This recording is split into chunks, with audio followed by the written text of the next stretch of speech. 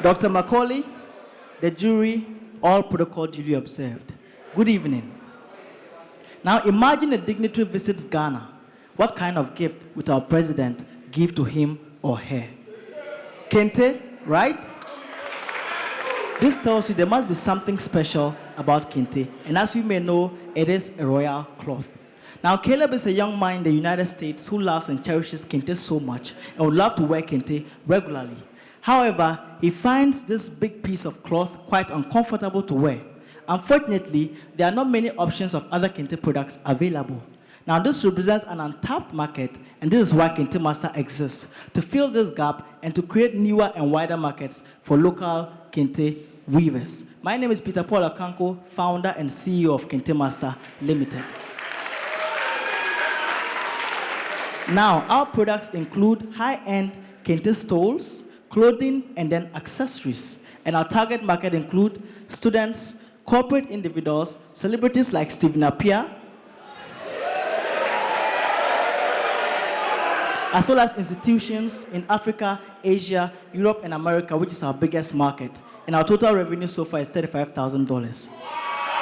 Notably, last year, we sold stoles to the Oxford Africa Conference, which were presented to top personalities like Mo Ibrahim. We have also made stoles for the current president of France, Emmanuel Macron, and the current Netherlands Prime Minister, and several others. We are here today seeking $100,000 from this challenge to help to grow our business to meet the growing demand of our products. Now, before I leave, let me show you something interesting. Last slide, please. Last slide.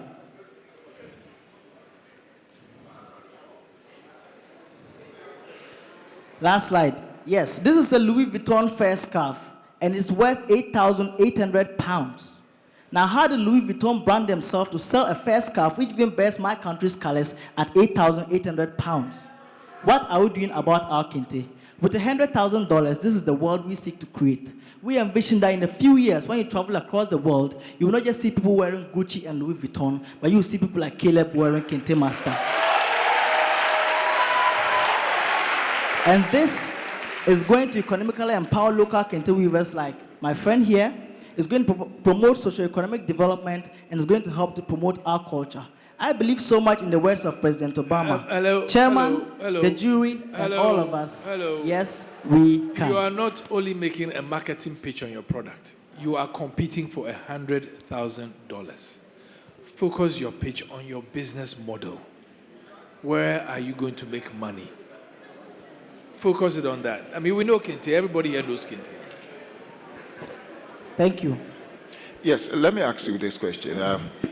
I looked at your business plan, which you presented to the jury, and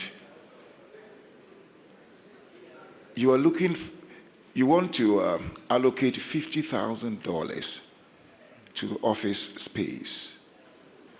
And for me, it sounds a bit... Not office space. I indicated... One sec, Percy, go one step further. $50,000 for office space plus car, so $71,000 of $300,000.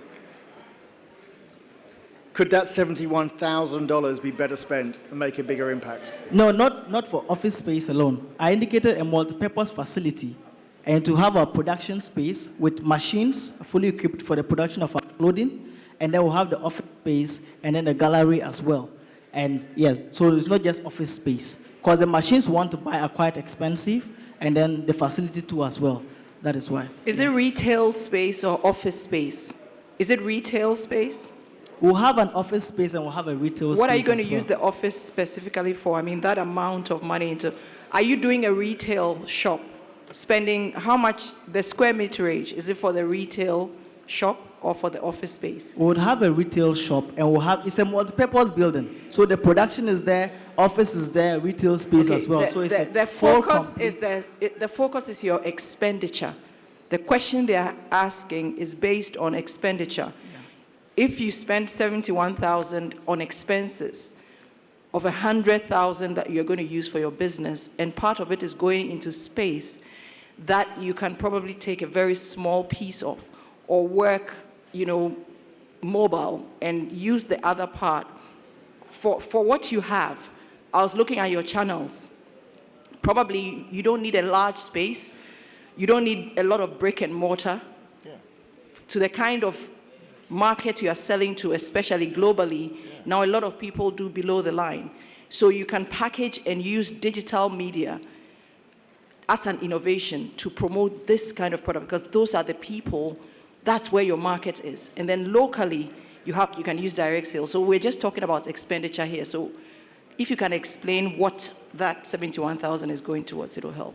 Yes, so with even the technologies to talk about, we do use that a lot. For the business plan I wrote, that was actually, the amount, if you checked well, was actually $300,000. So that is the bigger picture that we have. But for this $100,000, We did check well. We did check the $300,000, yes. 71,000 out of that was for other things, Yes. other than your direct investment into your product line. That's why. So it's It's a direct cost. It is also, let me say, a direct investment into the business, because for the clothing line especially, we need machines. $71,000. We are going to set up a multi-purpose facility. If you check in real estate, setting up a facility, $71,000 cannot even set up a really big facility. Oh, okay. Yes. Let me try and help you here. So, how much money do you have now? How much money do we have now? Yes. So at the moment, For your business. we have $2,000. For your business. Yes. No, Hey, that is not what you stated. You stated that you had $13,500. Yes. So why has it come down to 2,000? Now we have invested some. I just launched my clothing line not too long ago. We invested some into the clothing. We've bought a few machines that we are currently using as well. And then we did launching. We did one in Kumasi, one in Accra. And then we are doing some other things too as well. So these are some investments I've done. Currently, I'm also doing some products for some people in France and some people in US. And we are pre-financing these orders. Okay. So that is why I indicated that amount. You are in production. Yes. So, what's your break-even target?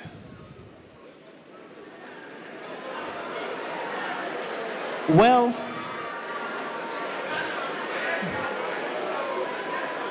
so we are targeting to be able to, this year we are targeting to be able to sell, with the clothing, we are targeting to be able to sell at least about 300 pieces of the clothing that we want to do. And then with the stores too, the stores it's not really a direct investment that we do, because we do it per order. The question is, what's your break-even production level?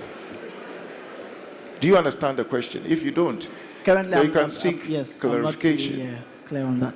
Do you understand? Yes. Do you understand the question? No, not really. Okay, Kente Masters. How are you? I'm doing well, Chairman. How old are you? I will 28 in July. Are you married? Not yet. When do you want to marry? Maybe in 3 years. How much money do you want to make? In 3 years? Yeah. For the business or for myself? Anyhow. Well, for the business in 3 years, I'm expecting we should be making about $500,000. For myself, As the competition go on, I like your confidence, right? yeah. I like your confidence. That is good for business. Thank you. But you don't have to be overconfident. Confidence in business is very good, but immediately you are overconfident, you take a nosedive. I hope you understand. Yes, Chairman. I see you like somebody who will blow money. You agree with me? Not really, Chairman. You will blow money. I won't blow money, Chairman. I won't. Because I've actually put a lot of my personal money into this business.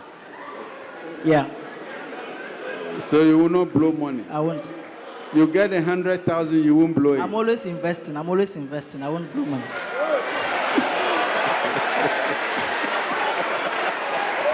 Okay, thank you very much. Thank you. Thank you very Thank you. much.